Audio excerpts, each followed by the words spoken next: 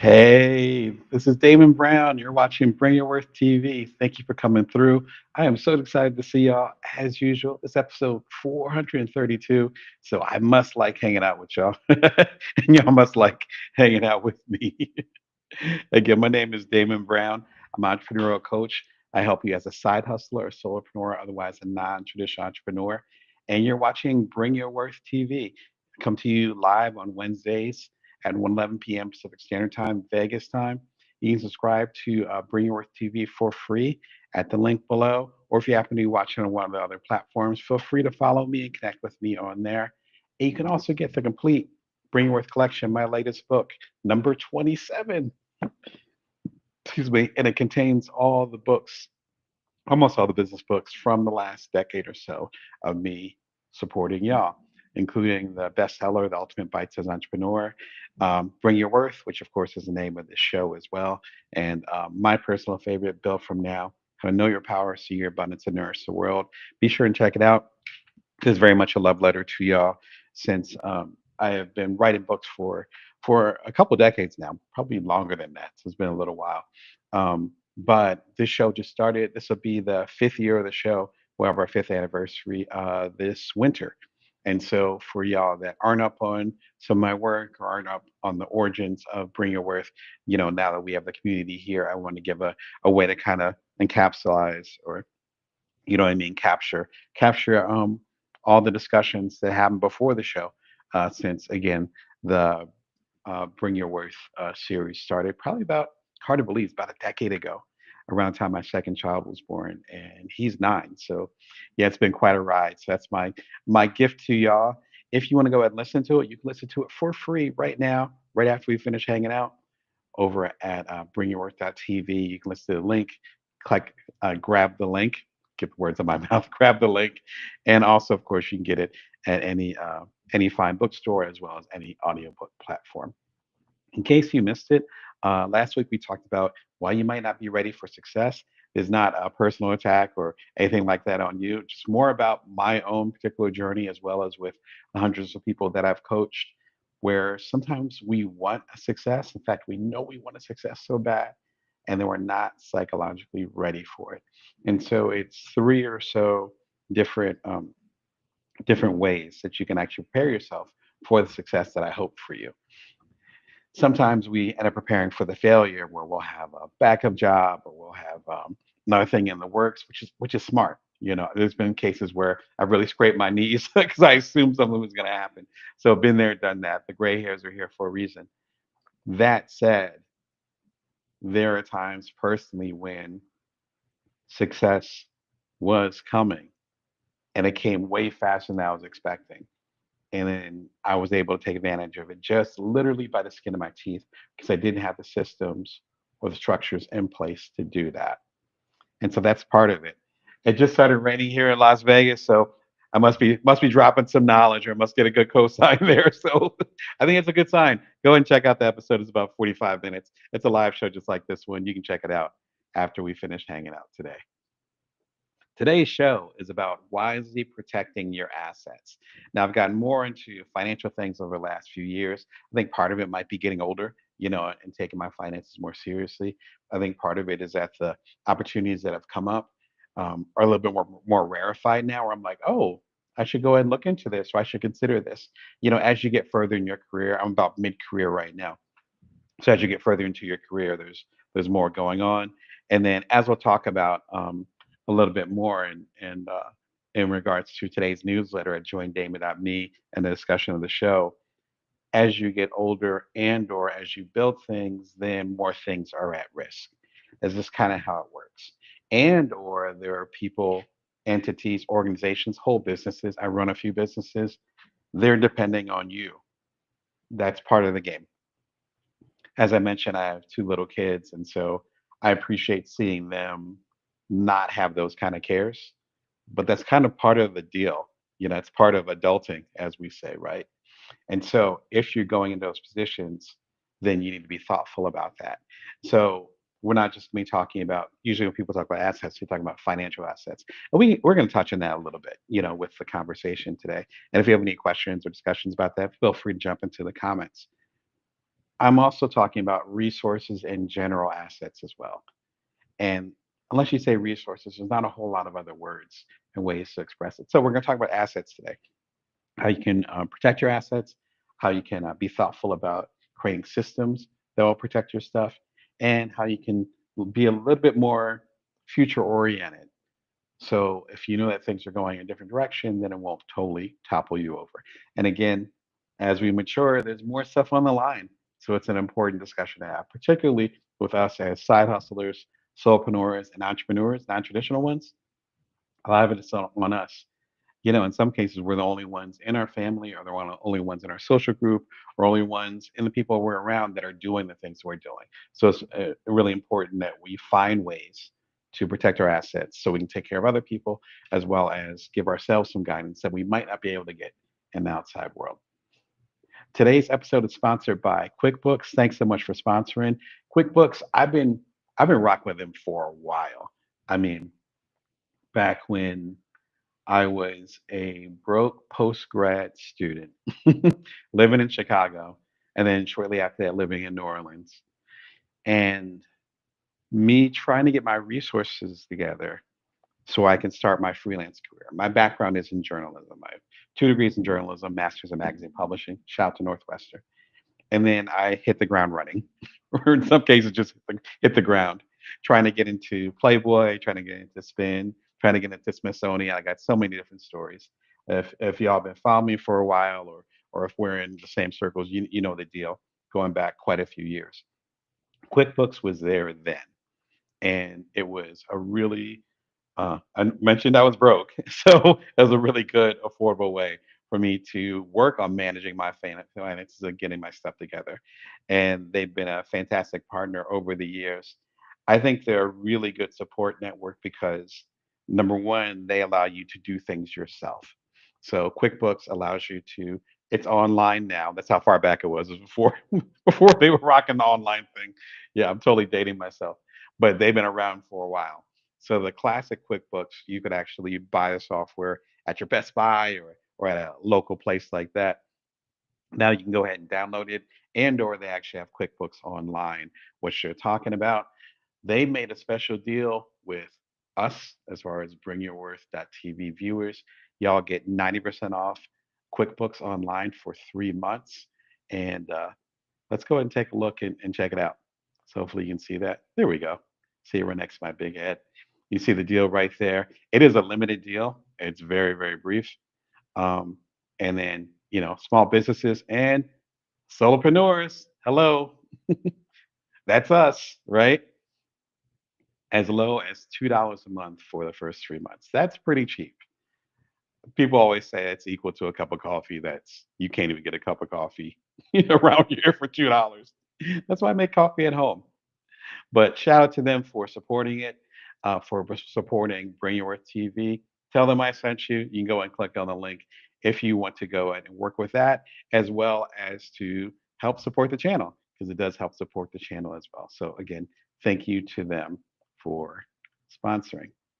So again, today we're going to talk about how to wisely protect your assets. If we're going to talk about that, we need to talk about what you need to feel safe. I have a free newsletter over at joindamon.me. It's out every Wednesday. That was the topic of today's newsletter. It ties into today, what you need to feel safe. It took me a little while to figure out that risk takers weren't necessarily born, or there weren't people that were risk takers or quote unquote reckless or whatever. Like that's not how it works. Again, I'm really into psychology and sociology, and also, like I said earlier, and coaching hundreds of people. I'm starting to realize that, yeah, there are certain patterns within the average solopreneur or entrepreneur that I coach. Sure, we have similar energy, if you want to call it DNA. That said, what might be a risk to you might not be a risk to me. I don't have a problem talking to strangers, and I've gotten quite comfortable getting on stage and talking to groups of people. But there's other things that I'm not down to risk.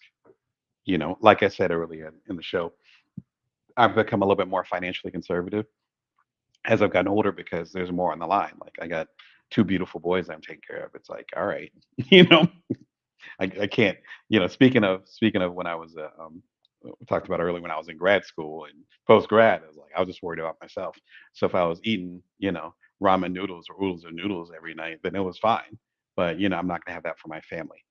So being a risk taker, I don't think people are necessarily born risk takers because our definition of a risk is different.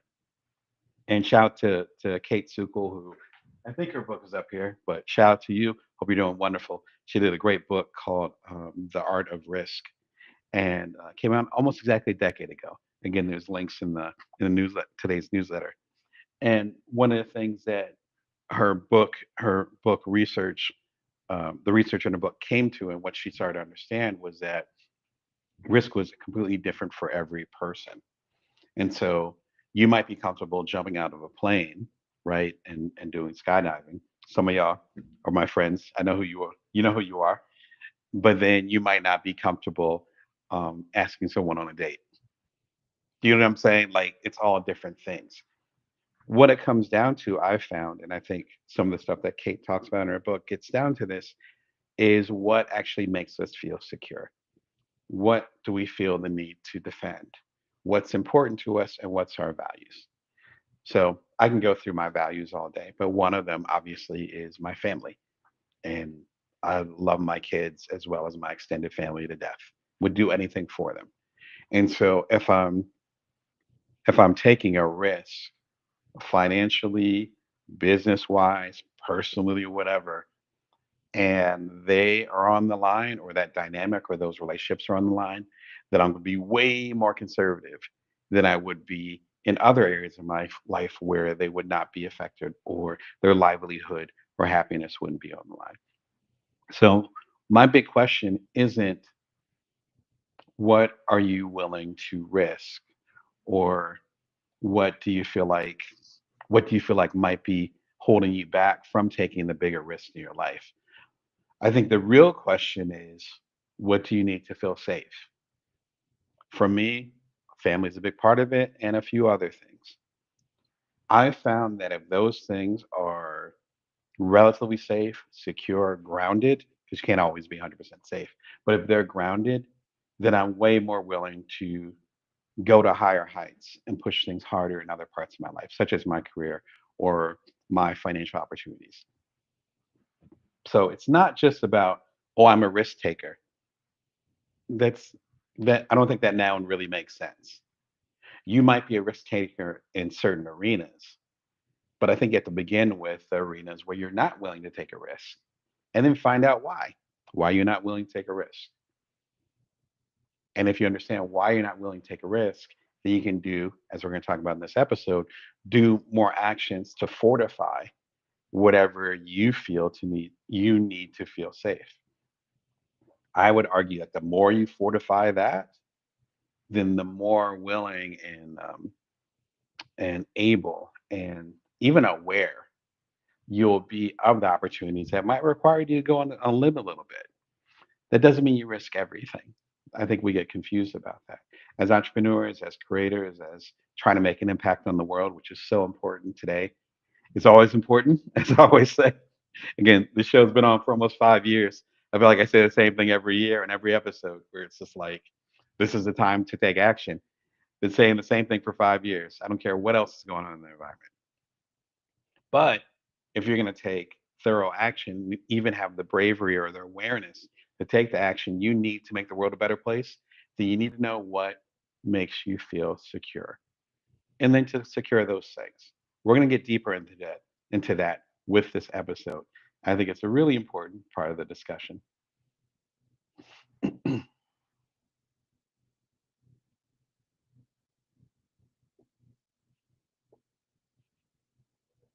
So when it comes to protecting and wisely protecting your assets, the first step is to feed uncorrelated assets. You might be like, I don't know what uncorrelated means, and I barely know what assets means. And that's okay. I'm going to break it down for you. As I mentioned earlier, I've been trying to understand more about the financial world, whether it's the stock market or understanding a little bit of crypto or other things, just those things that are understanding basically the power and the and the resources behind those assets that we pass around. And I learned this actually from the financial world. So this is what uncorrelated assets means. Uncorrelated assets means some type of resource that's over here that has little to no connection to a resource over here. The price of cereal might be connected to the price of grain or wheat, depending on the cereal. I'm a Cheerios guy. Welcome to middle age. I'm a Cheerios guy. So you overlap those two things. It's like, yeah, Cheerios are made out of wheat. So those two things are correlated. Those are correlated assets. But the cost and what's required to make cereal, and therefore how much you're going to pay for the cereal at your store, is not connected necessarily to the price of hamburger or beef. Probably not. They're not correlated. Or to get really bizarre, the price of cereal to the price of aluminum siding at your Home Depot or your Lowe's. Probably not. You'd have to connect the dots like in an insane way, right? Some conglomerate owns, aluminum siding and also owns, your favorite cereal, which could happen nowadays. It's a crazy time. But do you understand what I'm getting at? Those are separate things. The more you're able to create uncorrelated assets, the safer you will be as far as protecting those respective assets. And let's give three different examples of this. The first example would be income streams. So I'll give a meta example with this. I make money from bringyourworth.tv. It's modest, but there's financial streams there from sponsorships and other things like that, right? I also have a background in journalism. And so I write for Costco Connection. There's a column in there if you're familiar with Costco, Costco big box store, the warehouse store.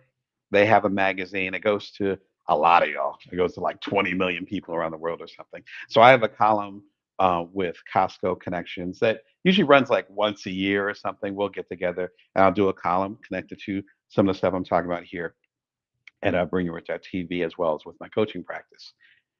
And then I'll write for other publications like Ink Magazine. I have a column with them and so forth. Is over at ink.com. You just look up my name. Maybe I'll throw the links below. So I have that over there.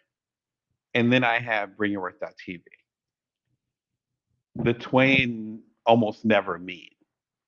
And so if it ends up being a slow time as far as the money that I make, or it might even be at a deficit sometimes for bringyourworth.tv, right? Into being a loss leader or it's not a lot of money coming from it, then I'm still writing for all these publications. That's good money, as they say, as in it's reliable money.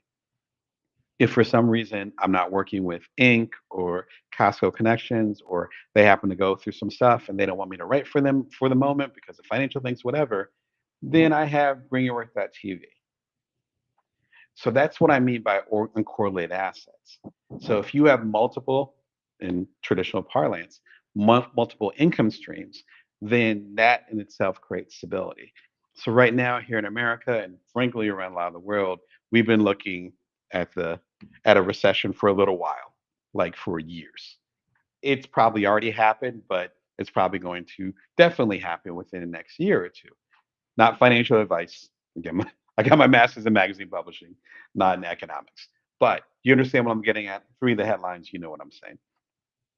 So this is a great time to have those different things because something might happen with the magazine industry.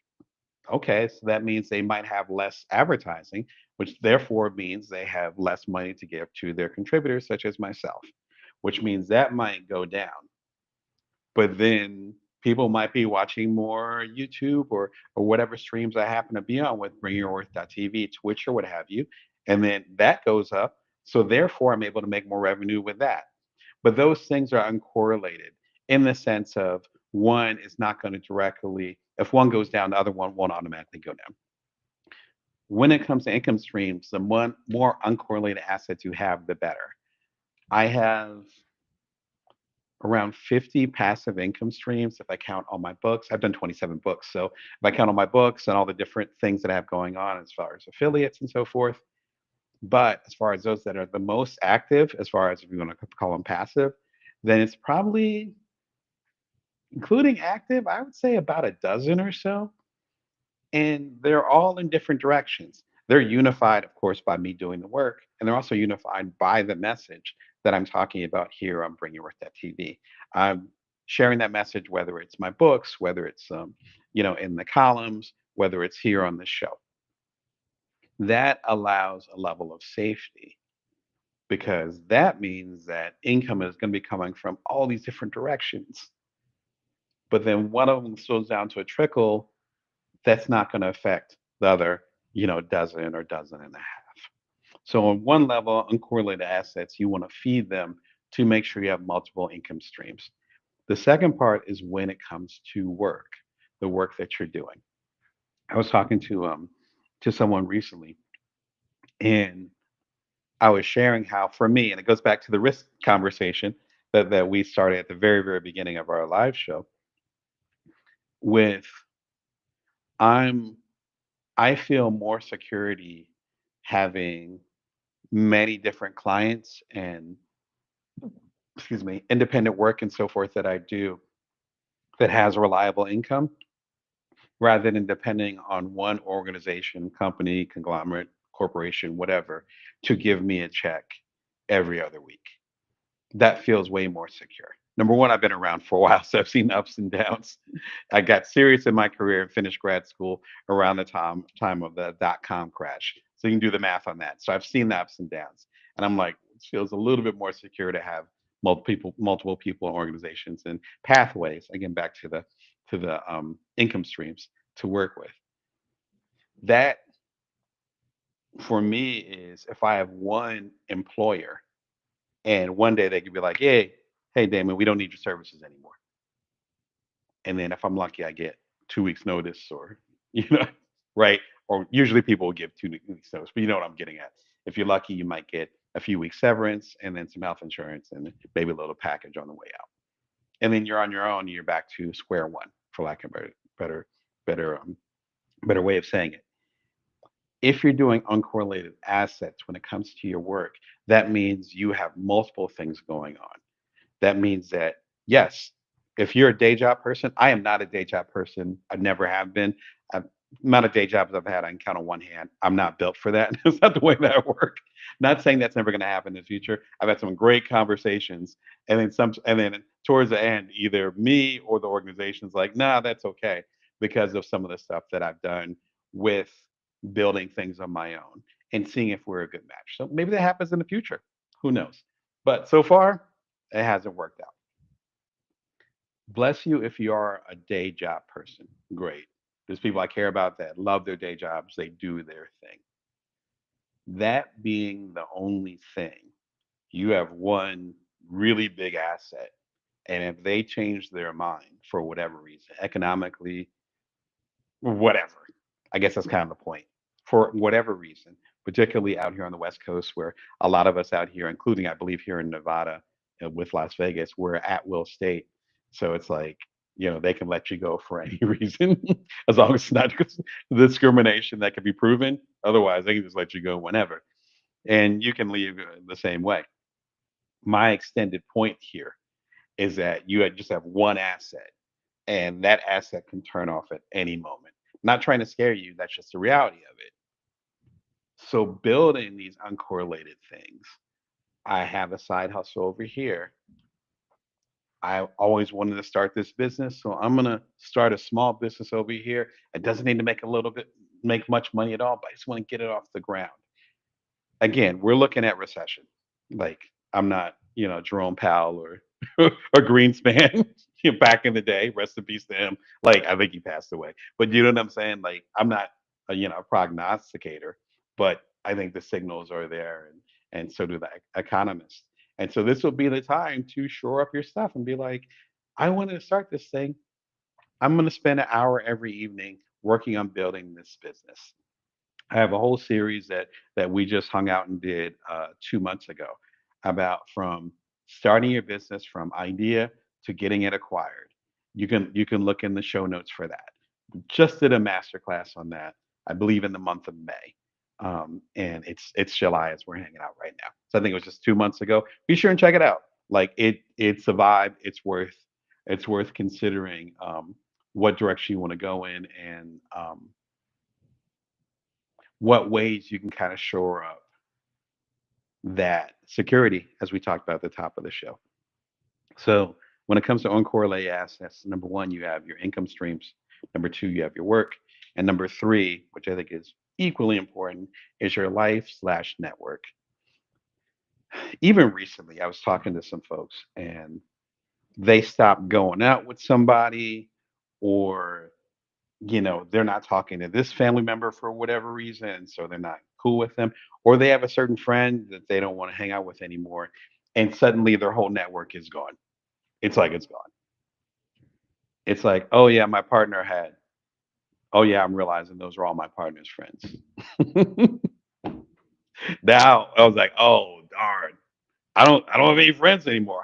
Oh wow, yeah, yeah, that was a person that I talked to that was my connection within that organization, and they just got fired or let go or left. Now I don't have any contact with that organization, and we're about to do a big deal, and now I have no way of talking to that organization. Do you see the pattern here? Whether it's personal or family or business or whatever, do not just rely on one person, one connect to have your life, to have your network, to make your money. So uncorrelated assets would mean that you're actually connecting and having multiple connections to one organization, to one group of people, not just relying on one thing. So feed uncorrelated assets. Take the time to do it. It takes energy, to be honest, but it's worth the time. With that in mind, shout out to my guy, Chris Gillenbaugh. Hope you're doing wonderful. His perennial favorite of mine. Get my fat fingers out the way. There we go. Side hustle from idea to income in 27 days. Chris Gillenbaugh. Shout out to him. 27 days. As we're hanging out right now, it is July 2nd. Could be the end of July. You get your side hustle going. That's all I got to say. Chris is very much to the point and super clear as far as his teaching. It's a great place to start. You know, nothing more I can say than that. So, fantastic place to start and to get those uncorrelated assets going, particularly when it comes to your side hustles. If you want to have more passive income streams, gave you the guide. Maximize your passive income, episode 366. It was about a year and a half ago. All fresh material. What is passive income? How can you create it? What you don't want to do when you're trying to create passive income streams, it's all in there. Jump in, dive in. I hope you all enjoy it. So, what uncorrelated assets are you building right now? Are you building your network beyond one or two key people or contacts? Are you trying to create other income streams, such as passive income streams or side hustles? Are you diversifying the work that you're doing on so you're not dependent just on one employer? Let us know in the comments, even if you're watching a replay. Love to reply to you, as well as maybe there's some insight that you have that you can share with the community, or that other people have that they'll be able to help you out. I am entrepreneurial coach Damon Brown, here to help you as a side hustler, solopreneur, otherwise non-traditional entrepreneur. You're watching Bring Your Worth TV live Wednesdays at 1:11 p.m. Pacific Standard Time, Vegas time. You subscribe below for free.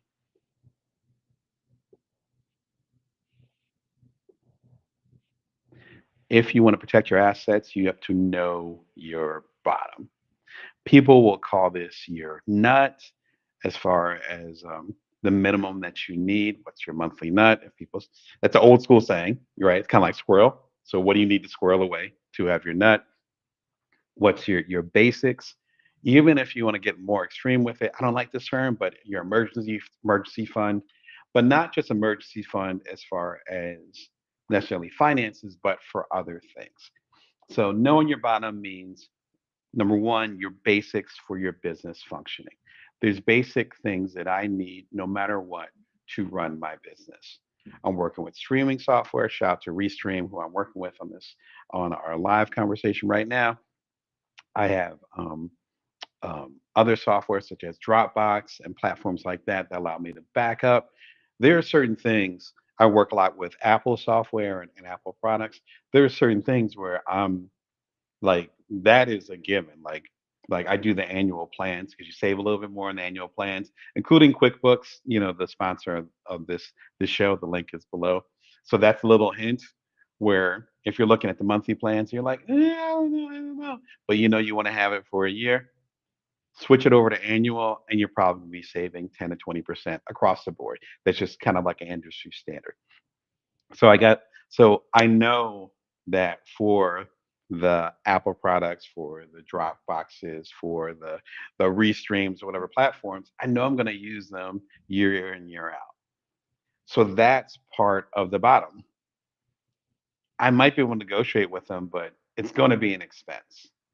Then it gets into, all right, I'm going to the TED conference next year, and I'm going to be involved with ASJ, American Society of Journalists and Authors. Shout out to them. Or I'm going to be doing this and that. That changes every year.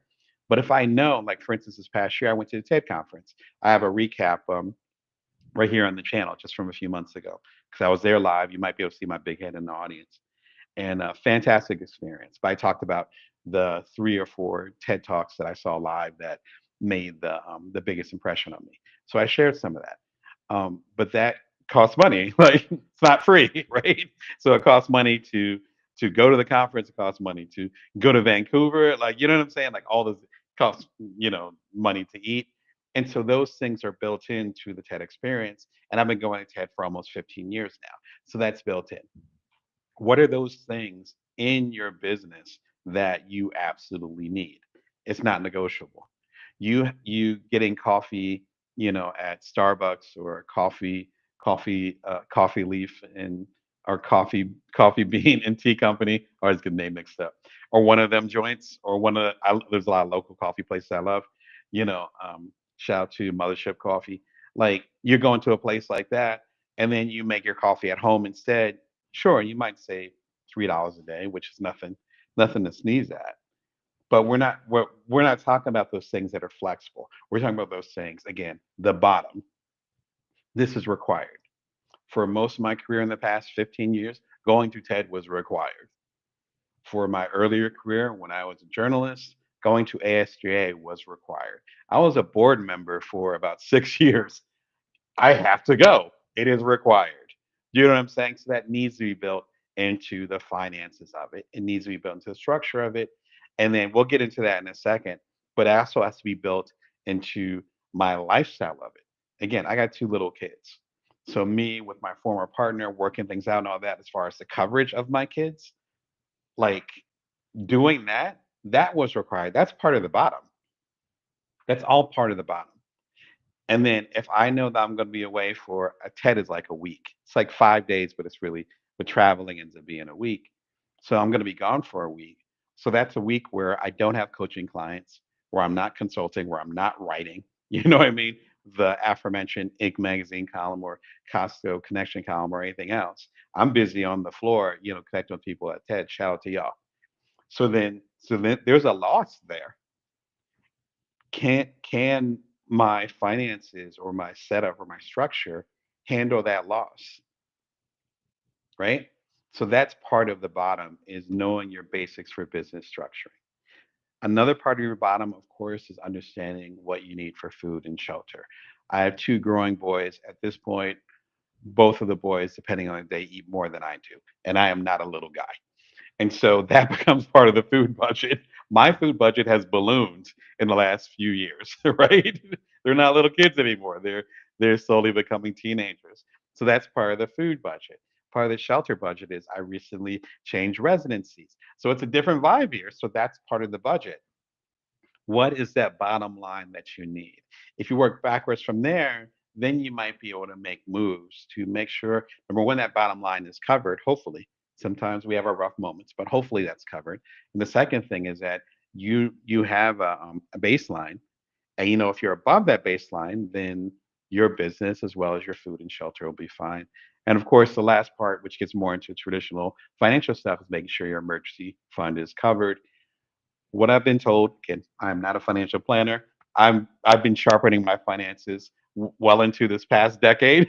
So I'm just happy to pass along what I've learned because I definitely, like a lot of entrepreneurs and creators, you know what I mean? It's like, oh my gosh, I should have been doing that. Oh, wait, I can do this now.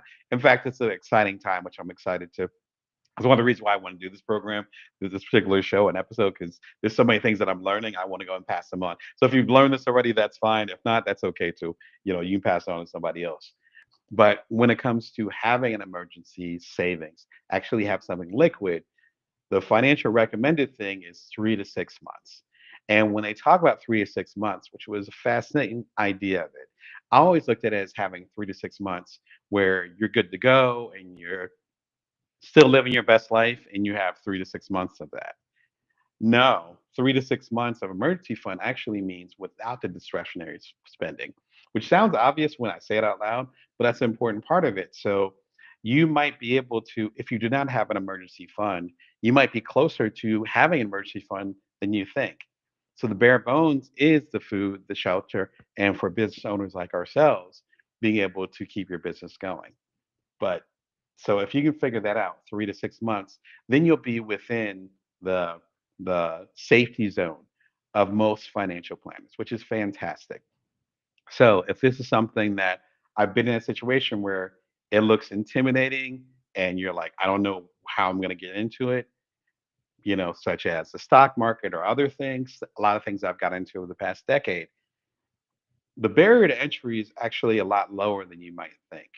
And this goes back to the risk thing we talked about at the top of the show, where just because you've started businesses or been on the TED stage, me guilty as charged, just because you've done those things,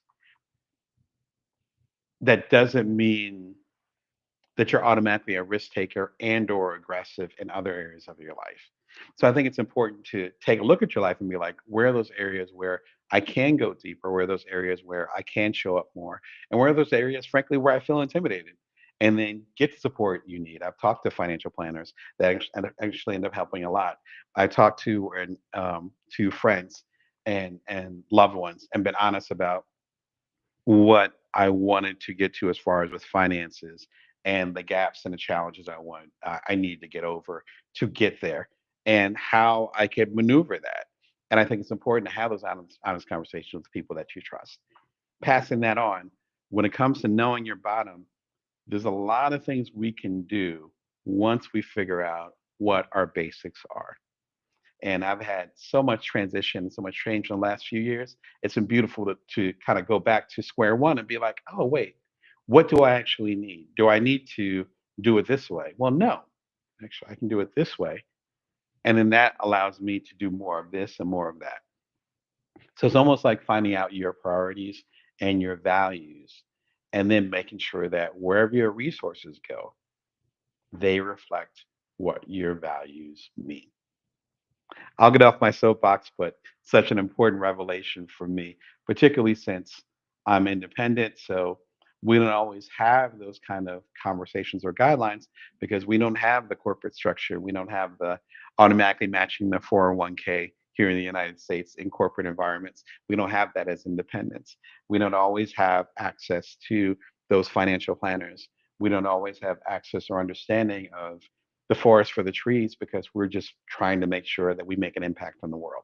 So it's important that we scope out a little bit, which I hope in our conversation we can continue to do today.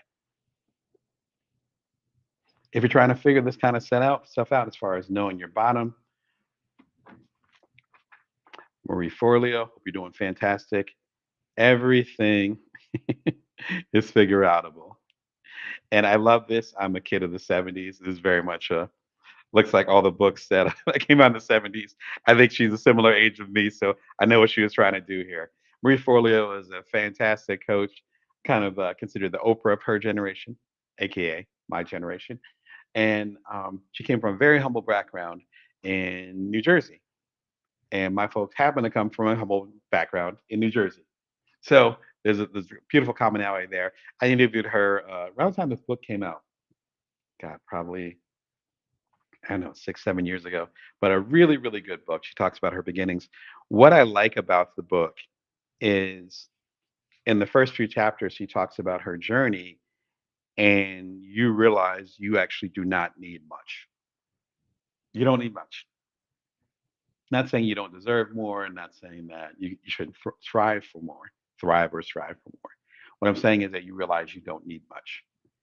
And so this was, again, she's of my generation. So for y'all that are younger, or if you're just getting started now, excuse me, when she started her coaching business and later on her popular TV show and podcast, there was no YouTube. The internet was just starting. There were a lot of less resources, so it ends up being kind of a not only a parable and a how-to as far as building with whatever you have, but also in a meta way, you're looking at her uprising, her rise to fame and impact, and realizing, oh, she did it with way less resources than I did. And this goes back to understanding your bottom. There's certain ways that you can build your business, that you can continue to run your business, um, that you can make an impact with your business, and it might take less resources than you think. But the only way you're going to understand that is if you actually reflect on the resources that are absolutely necessary and knowing your bottom. How to Survive Slow Business Seasons. Really important episode from a couple years ago. One of my favorite episodes. There's a sister episode to this that came out that I did just after it or before it. I can't remember. But it was around the same time about how to survive a windfall. And it's the words I'm using.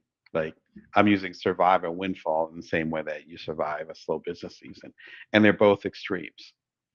If you end up having a windfall and or have a bunch of business come in and you're a solopreneur or you're a very small company, then you're just going to be working night and day if you don't have the systems in place to be ready for that windfall. Same thing is true here.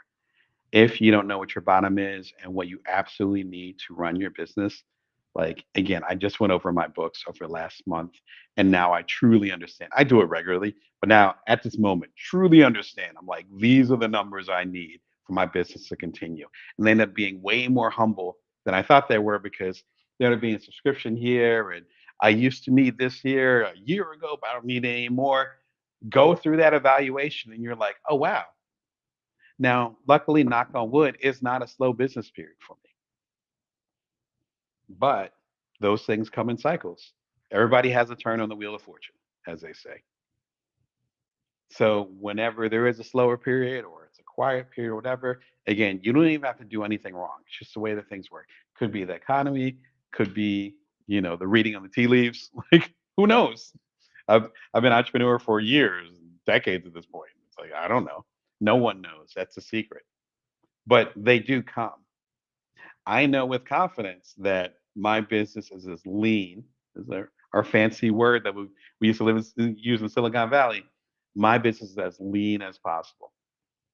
So then when financial prosperity comes in, then I'm able to pivot in a certain way and take advantage of it and then put money away for the business and or for my family. And when things are lean on the outside and business is slow, then I know that I'm already in that mode, as they say. Definitely worth checking out the episode. It's only like 6 minutes long. It is absolutely worth your time if you're concerned about any of the stuff we're talking about in this episode. So, do you know what your bottom is? Do you know the basics of what you need to start and or run and thrive in your business? Is there excess on there that you haven't really kind of looked under the hood? Let us know in the comments. And, I doubt if you're the only one. Again, I just went through a wonderful process recently where I looked under the hood and I was like, oh, yeah, there's some fat in here. Sorry for the bad analogies. There's some fat in here. Let's see how we can make this cleaner. And to be honest, I'm sleeping better because of it. I'm entrepreneur coach Damon Brown. I'm here to help you as a side hustler, a solopreneur, otherwise a non-traditional entrepreneur. You're watching Bring Your Worth TV live Wednesdays at 1:11 p.m. Pacific Standard Time, Vegas time. You can subscribe for free.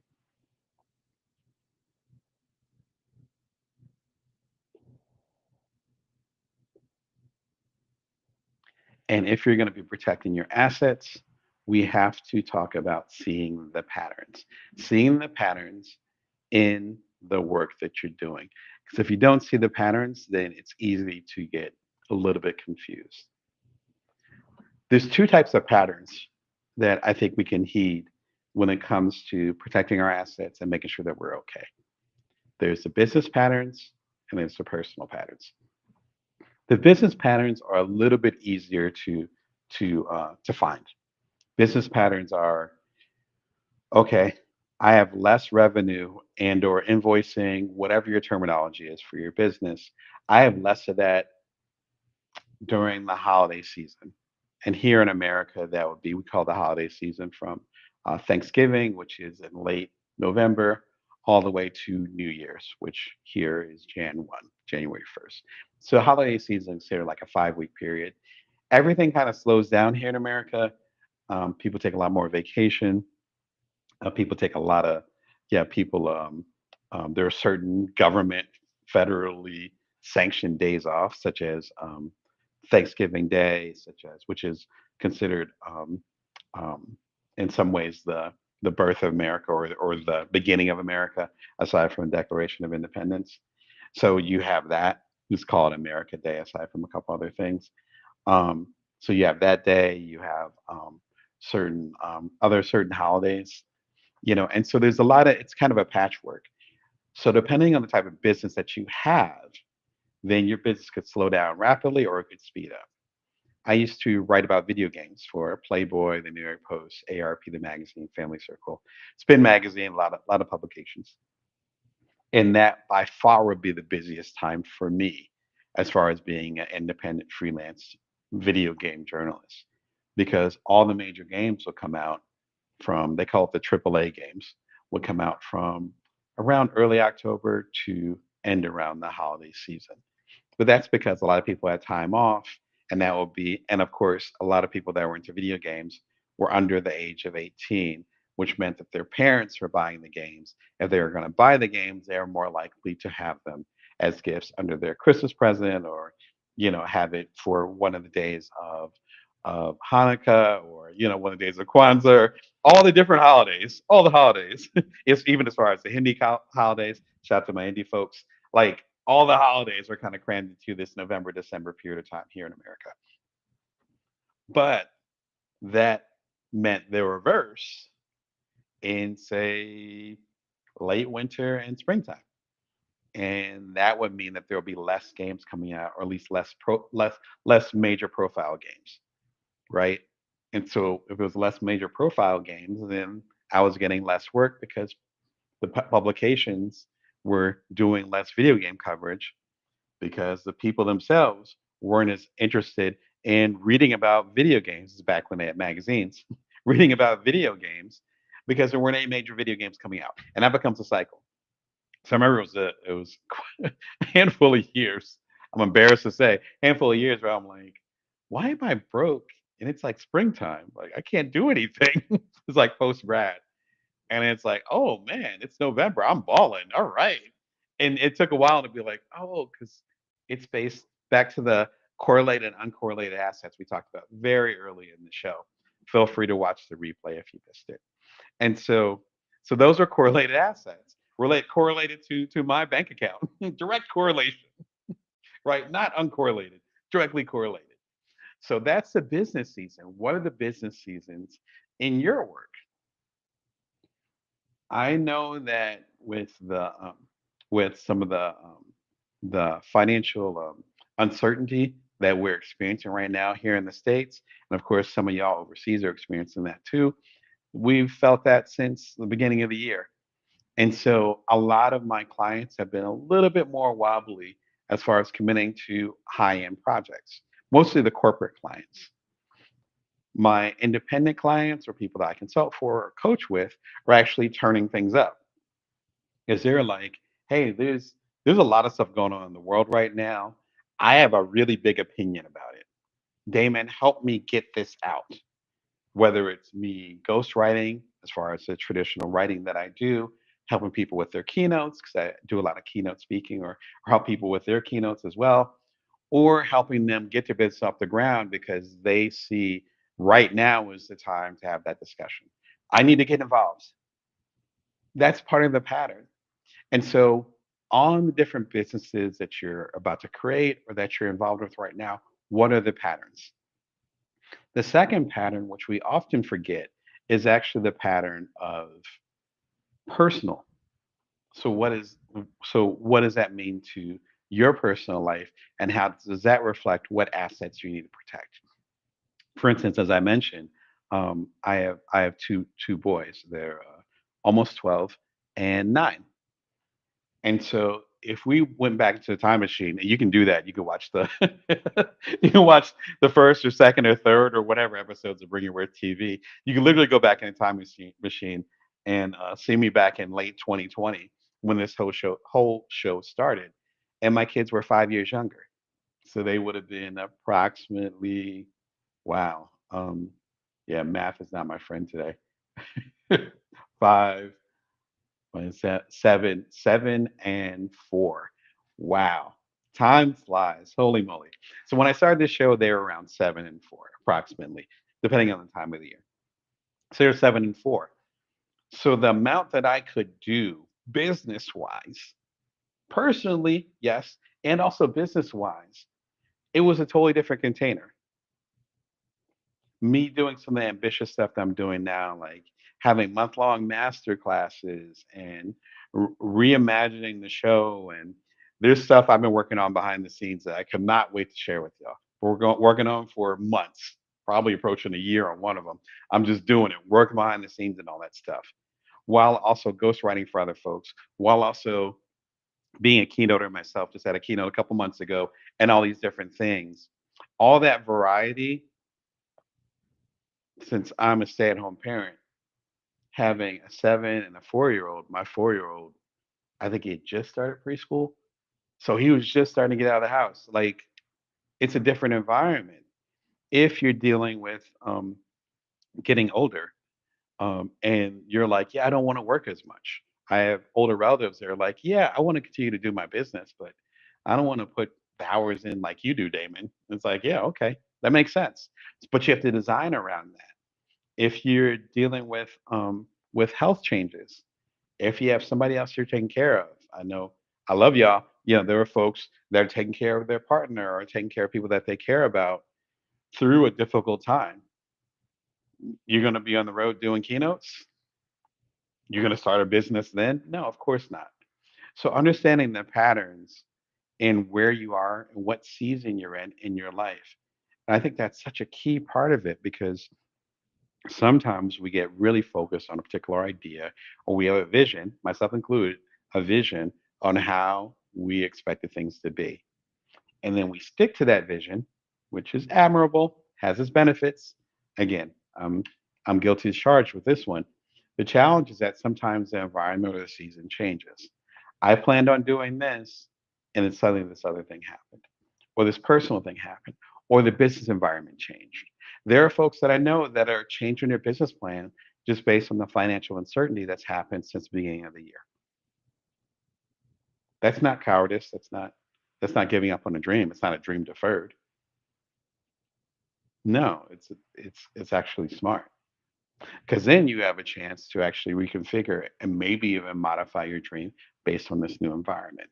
But until you admit to yourself that this might not be the time, then you might be pursuing something that might not be the correct season of. When it comes to getting prepared for any season, my favorite book, shout out to Mike, is Profit First by Mike Michalowicz. Big fan of the book. I learned about it from Monique Woodard. Love you, Monique. Um, uh, One of the premier VCs up in the Bay Area. We go way back, and she had recommended this book to me, God, 10 years ago. I'm not even sure if my second child was born. Like I said, he's 9, so it must have been like a decade ago. Fantastic book. Here's what it means.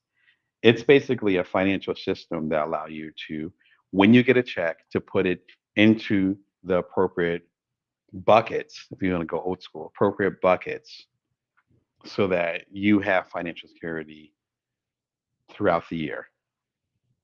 If you're like me, It's not unusual for you to get one big check, which sounds nice, but then that one big check might be the only big check you get for that year.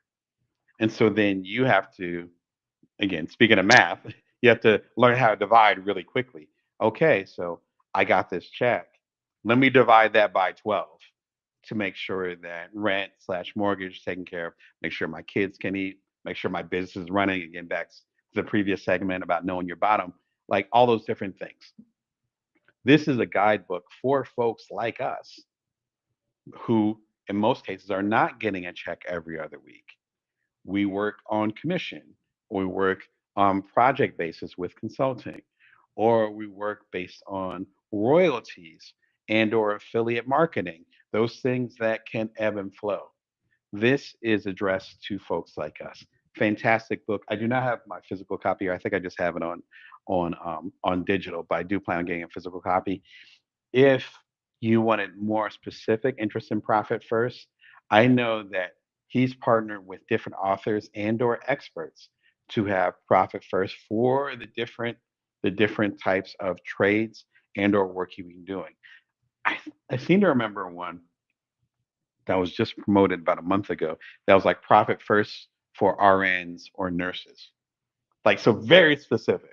And shout out to all my family members and people I care about that work in the healthcare industry. But you know what I'm saying? Like that I know a lot of these folks, like that is the specific type of thing. You get paid a certain way, profit first in that certain way. But the original book is a great place to start. Fantastic book. Again, I recommend it as much as possible. And then disaster preparedness for entrepreneurs. If we're going to talk about it, let's talk about it. The patterns, we can go and follow the patterns business wise, personally. Like, again, you have a new kid and you're a very active parent, then there's no way that you're going to be showing up in your business the same way, at least for the first year or two. Kind of how it works. I did it a couple times over. It's kind of how it works. So there's obvious things like that. There's obvious things as in, oh yeah, there's some financial uncertainty. Let me go and get things together so in the next 6 to 9 months my family's okay. There's obvious stuff like that. What's not obvious is random stuff that happens. And it could be very personal, it could be global, and it can suck. And so I did a special episode that talks about how you can get yourself together. In fact, it's part of it's another live episode. I'll go ahead and if you're watching the replay, then it'll show up on the screen right after it. I'll go ahead and link it in there. For y'all that are watching and hanging out with me, what patterns do you see in your business right now? Do you see a shift coming? Do you see it where you're doing a little bit less work, so you need to make more money on the work that you're doing? Do you see it where you might have to sell your business and move on to another thing that's a little bit more stable and or less intensive? Do you see yourself ramping up your business? Do you still see yourself starting a new business, which is always exciting to me? Let us know in the comments. I'd love to hear this. And then I think that's some good insight that could be shared with everybody across the board right here as we figure out our next strategy. My name is Damon Brown. I'm an entrepreneurial coach here to help you as a side hustler, solopreneur, otherwise a non-traditional entrepreneur. You're watching Bring Your Worth TV live Wednesdays at 1:11 p.m. Pacific Standard Time, Vegas time. You'll probably see another episode pop up in a second, recommending another live conversation for you. Jump in the comments. Let me know what insights you might have learned from this, as well as perhaps what topics you want us to talk about on the show next. Until next time, remember you can always bring your worth. You can always build from now. Take care of yourselves and others.